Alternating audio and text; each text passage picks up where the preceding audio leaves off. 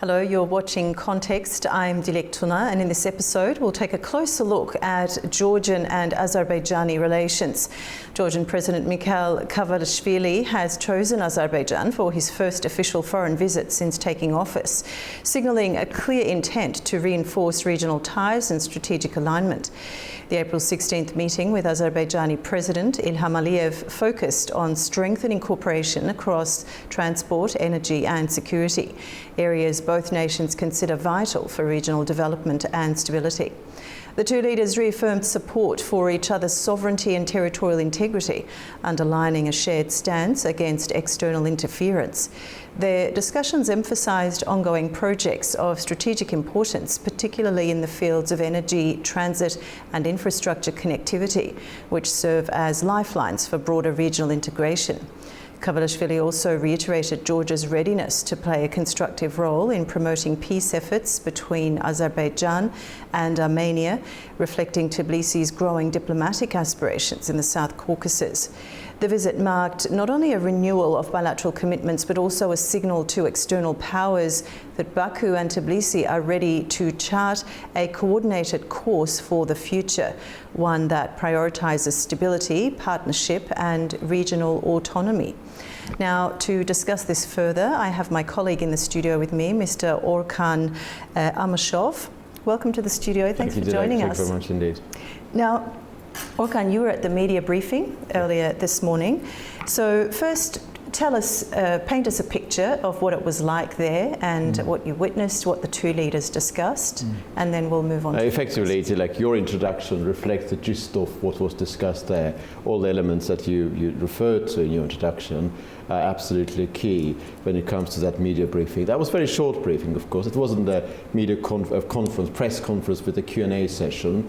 Two leaders, President Aliyev and President Kavelashvili, made statements. They were relatively short statements. I also remember attending, of course, the media briefing involving President Aliyev and Prime Minister Kavelashvili earlier this year in January. That was a bit different. That was a bit more detailed on trade, turnover figures were mentioned there. This time I think the focus was more on political dialogue about the necessity of building House of Caucasus, without the term itself of course being used, about self-sufficiency, regional connectivity, and in many ways what President Aliyev and President Kavelashvili said about necessity of taking actions in relation to regional affairs, making sure that Azerbaijan and Georgia, the two countries deciding on their respective fate, I think was one of the key elements that in grand scheme of things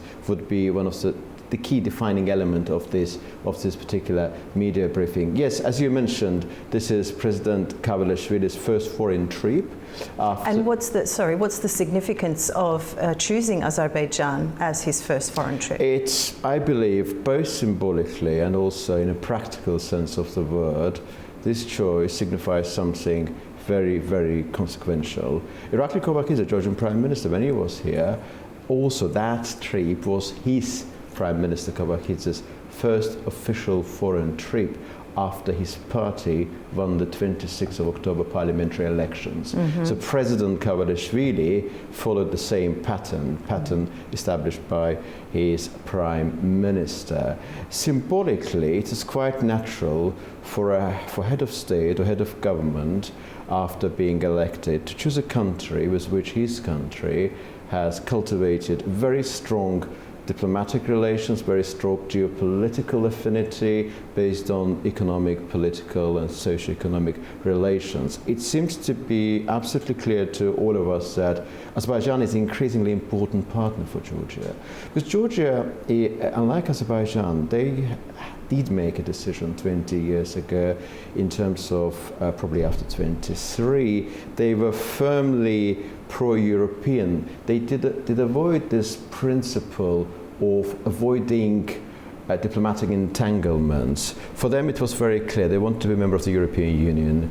They wanted to be a member of NATO. They were quite open, vocal about it, to a certain extent to the detriment of their own interests. There's nothing wrong about being a member of the European Union. It's a noble aspiration. It's also perfectly all right to aspire to become a member of NATO. It's all about political acumen, the manner of saying it, or actually importance of not saying something that you're going to do at some point later. It's all about rhetoric, about managing the political situation in this very complex area, South Caucasus, not antagonizing Russia in a way that Russia's action could militate against your national interests. The current leaders of Georgia, both president and prime minister and others, they accept that certain mistakes were made in the past, and now Georgia pursues a line of self-ownership. They still consider themselves a European country. They're probably the most European country in this region, but they believe that at the expense of losing their national dignity, independence, joining the EU is not a very seemly proposition. That's what they think now. They are currently, many international observers are accusing them of pro-Russian tendencies, but they do not accept this label. They believe that it's all about self-sufficiency, and also they don't have full diplomatic relations with Russia. Recently, Russia offered to resume diplomatic relations with Georgia. Georgia objected to this on the basis what's happening in connection with Abkhazia and South Ossetia. So back to this choice, I think it signifies something very important. Georgia's relations with Strasbourg, with Council of Europe, with European Union, with Brussels are currently very strained. Russia is also sort of muscling in, and they're very careful, and therefore they're looking towards Azerbaijan as a real partner with which they could build a mutually beneficial system of relationship. And President Aliyev, it's not incidental that he talked about Azerbaijan and Georgia being in need of each other, because there's two countries between these two seas, Black Sea and Caspian Sea. Azerbaijan needs Georgia in order to be able to access European markets. Geographically, if you are exporting gas volumes to Europe via Turkey, first you go through Georgia. And naturally, Georgia needs Azerbaijan for the purpose of its energy security. So it's a relationship based on mutual interest, relationship based on mutual economic interdependence. And of course, I don't want to talk too extensively to make sure that you can ask your questions. So, yes. I realized that it took longer than I expected. All right, well, that's perfectly okay. In terms of, so yes, there's definitely the interdependency, as you said, but what does this first visit reveal about Georgia's evolving role in the South Caucasus? Oh yes, that's indeed a very legitimate question to elect, because that role is now perceived in a different light. Previously, Georgia, due to its very, very staunch and conspicuously visible pro-European tendency, might have been perceived as neglecting the agenda, the local, regional agenda, and it's no longer the case. They see themselves as a country which could provide a platform for Azerbaijan and Armenia to engage in peace negotiations, to engage in the process which will see the implementation of confidence-building measures leading to that ultimate eventuality called Azerbaijani-Armenian peace deal. Azerbaijan and Georgia collectively, it looks like, believed that these two countries have created infrastructure here. It's infrastructure which is essential for the wider connectivity agenda, because you got Baku-Tbilisi-Kars railway, so this is a transport line. Its importance will grow on from this point. And then we got Baku-Tbilisi-Erzurum gas pipeline, and also Baku-Tbilisi-Ceyhan oil pipeline. So these are the key elements of connectivity agenda. Also, there's a specific element involving green agenda as well. So this system is already here. This system is part of the wider Middle Corridor agenda.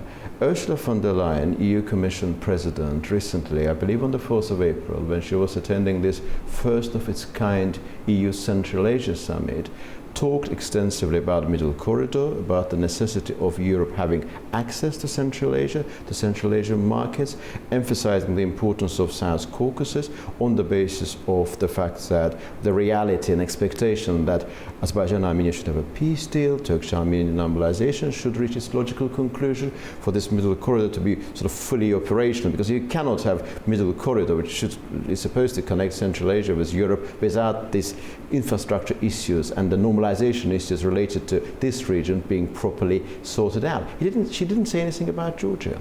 An impression given is that Georgia, due to its choice, recent decisions, result of the 26th of October parliamentary elections, is somewhat being forced to pay the price, and perhaps to a certain extent exorbitant price. Azerbaijan is not very happy with this agenda. Azerbaijan believes that Georgia and Azerbaijan created this infrastructure together, and Georgia should not be isolated, and therefore the realities created on the ground in this region should be taken into account. So these two countries are cooperating, and together they are building House of Caucasus, and together they're laying the foundations for what one may call Caucasus Plus. What Caucasus Plus is. It means that this region, South Caucasus, together with Armenia, by the way, so that Armenia should join this system. Armenia should not be isolated further. The reason why Armenia is not part of the system because of the 3-decade-long occupation of Azerbaijani lands. That's the reason why they didn't manage to benefit from this infrastructural project. And now, after Azerbaijan-Armenian peace, there was Turkish-Armenian normalization happening as well. They will have an opportunity to join this existing system. So, the reality on the ground is that Azerbaijan and Georgia are interested in having this House of Caucasus and Caucasus Plus project to be properly implemented. What is Caucasus Plus? It means that we are not a mere linkage to connect Europe with Central Asia. We are a vital ingredient around which, we are epicenter around which the whole connectivity agenda is being created. We are not just a mere link there, mere element which is needed. We are central ingredient, and we are, around us the other connectivity agendas are going to emerge. And this is testifies to the regional self-ownership, to the sense of self-worth, centrality, and many other elements which were quite extensively touched upon during today's media briefing. Okay. I'm just going to go off here. I don't have the exact wording, but I was reading earlier what both presidents said in their remarks, and Kavelashvili said something along the lines of there's a lot of commentary about the internal affairs of Georgia and Azerbaijan, but we know best what's good for our affairs, not these external powers that be, if you like. How would you talk to that? How would you evaluate that comment? It's very important. You picked up one of the most important lines that he produced today during the media briefing.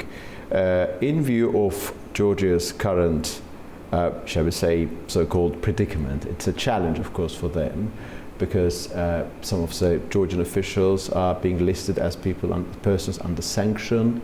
Their relations with Brussels, those relations are strained, and effectively Georgia feels that those bureaucrats based in Brussels and some politicians in Strasbourg, I refer to Parliamentary Assembly of the Council of Europe people, politicians and actors, they are telling Georgians how to live, how to conduct their political structure, and Georgian government finds this sort of attitude patronizing. And therefore they're saying that we know what is best for us, we can make our own decisions on the basis of our own evaluation, and that puts special complexion on Tbilisi-Brussels relations. Because as I mentioned earlier, Georgia from 23 onwards was moving in the direction of EU. That was an unfettered acceptance of anything European. And that backfired to a certain extent in 2008, because they were heavily reliant on Europe and sort of their partners, Western partners, which was a very sincere alliance after all. It was and it is Georgia's sovereign right to join NATO, to become a member of the European Union, if those European countries want to see Georgia as part of the European Union, of course. But that over-reliance has backfired in a sense that at a time when Georgia needed that support, that espousal coming from Brussels, Washington, from other European capitals, nothing came out. And those allies did let them down. Currently, Georgia has a massive problem in terms of its territorial integrity. There are two breakaway, analysts technically refer to those areas as breakaway regions. Effectively, we talk about two statelets controlled by Russia. 20% of Georgian territory under, according to international law, according to official position of the Georgian government, is under occupation. And Georgia needs to sort this problem out. European Union does not provide recipe for that.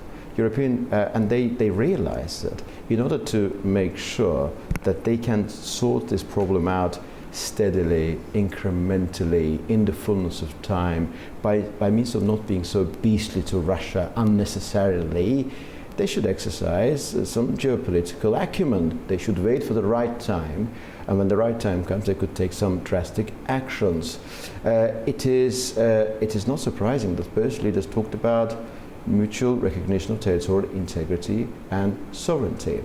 President Aliyev this time his speech was not very long and extensive, but last time when he was attending that media briefing together with Prime Minister Aliyev Kavelashvili, he clarified this point about the necessity of applying force, legitimate force, for the sake of protecting your own national interests. He talked about Azerbaijan recovering its territorial integrity as a result of the war of 2020, and which the process of restoration of sovereignty was complete effectively by September 2023. And he said that if you want international law to be on your side, actually it's not good enough.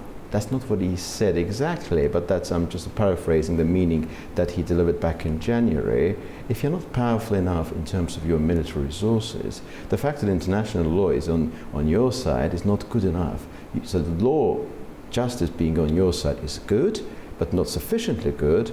Also, you should be mighty enough in order to be able to make sure that law is being applied, being properly implemented. And that was a sort of in many ways, one could say, message to the Georgian side that they have to wait their right time, I suppose. They shouldn't antagonize Russia at this juncture, because the implications would be too hideous to contemplate.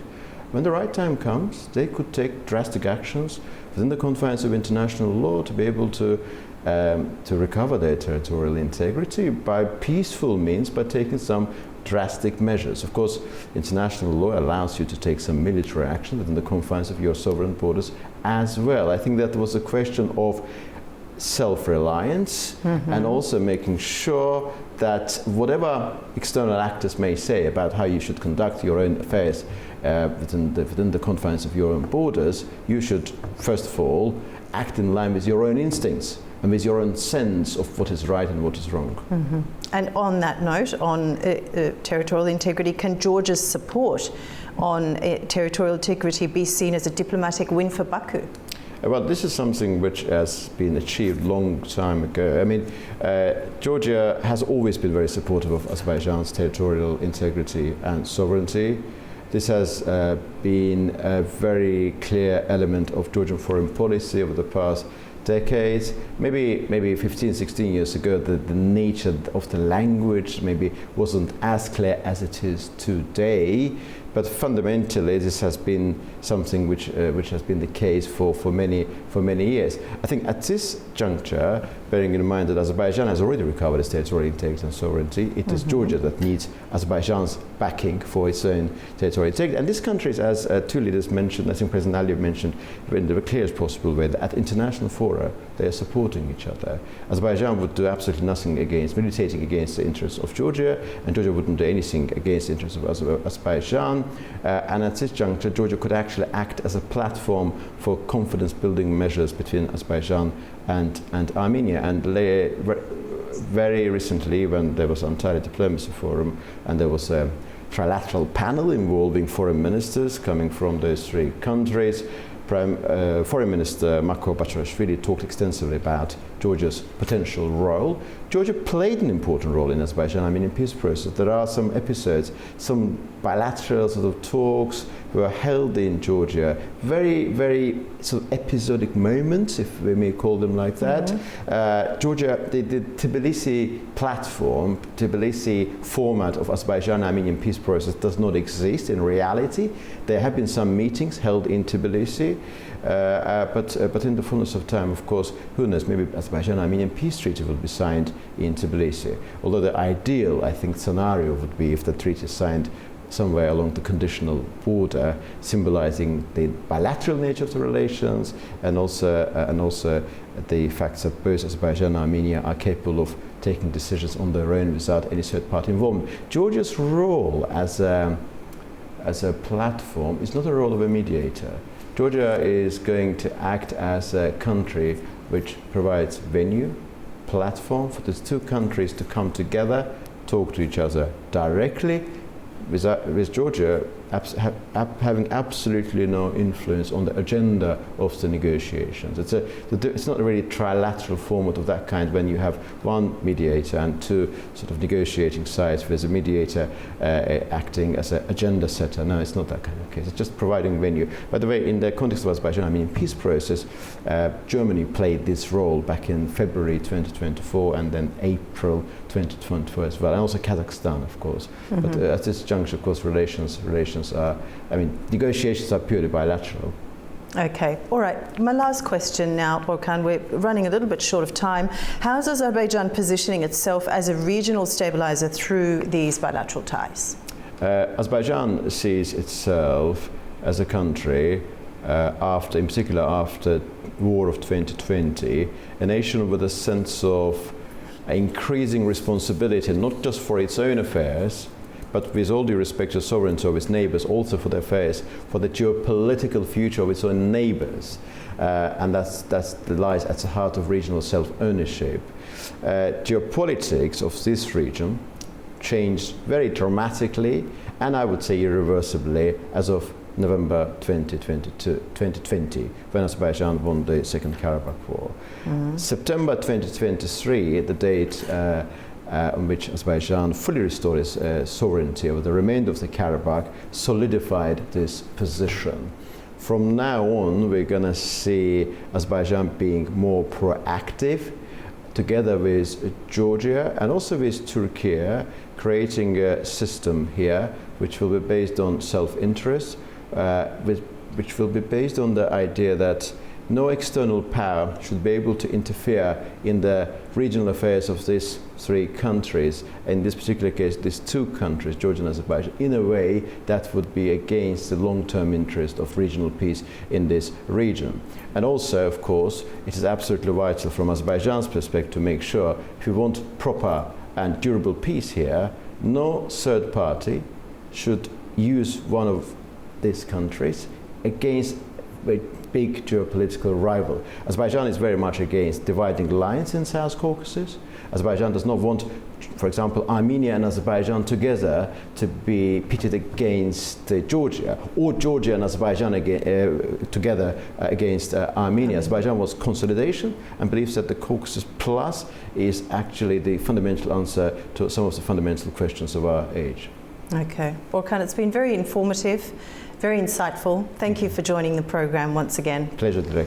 That brings us to the end of this edition of Context. As Georgia's new president makes his diplomatic debut in Baku, all eyes are on how Tbilisi and Baku reshape the balance in the South Caucasus.